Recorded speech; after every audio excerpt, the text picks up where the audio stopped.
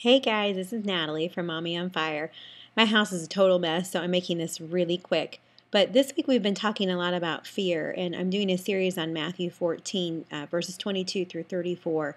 And what really stood out with me, what I felt called to write and focus on the most, was verse 27, in which the disciples are scared because they see Jesus walking towards them on the water, and Jesus says to them, have courage, do not fear. Or, I'm sorry, have courage. It is I.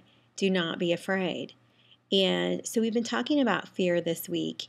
And in an earlier post this week on Tuesday, I mentioned that I felt like God made us to be fearful so that we would press into Him and rely on Him. And I have to say that my friend Jen at Finding Heaven, who is an amazing writer, and I just really enjoy her and her thinking and her perspective, but she did challenge me to think about this differently, and she challenged me in a way that was absolutely so sweet and wonderful. She wrote me an email and said that she was shaking in her boots to tell me that. So I hope I don't ever come off as someone who could never be corrected, because I always look at that as an opportunity for growth. So I'm thanking Jen for that. Let me see if I can get to her comment. What she said is, in response to that post on Tuesday, she said, this has given me a lot to think about. God created us to be fearful, but then He says continually, do not fear. So I'm wondering if the fear part came with the original sin. For Adam and Eve did not experience fear until after the partaking of fruit. It was when the world was revealed to them that they began to experience fear. Of course, we have that response built into us, and God did create us.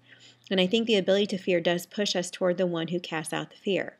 And ultimately, what Satan intends for evil, God can redeem for good. And then she says, are you seeing the wheels turning? I am so processing out loud here. Way to make me think.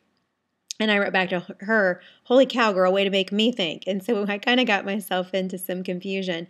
And luckily, Jen responded with a verse, because whenever I feel confused, the place that we need to always turn to is the truth. And we know that God's word is the truth. So I always turn to the Bible, as did Jen.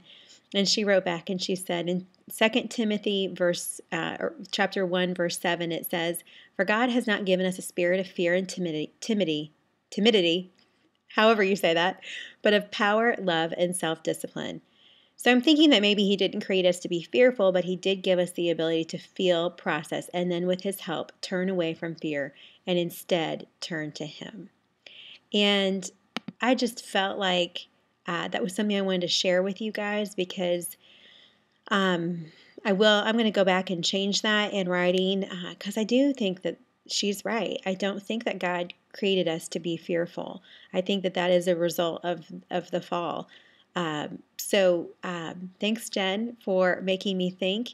And next week we're going to be focusing on another part of Matthew 14. We're going to be looking at how Peter had courage to get out of the boat and walk towards Jesus.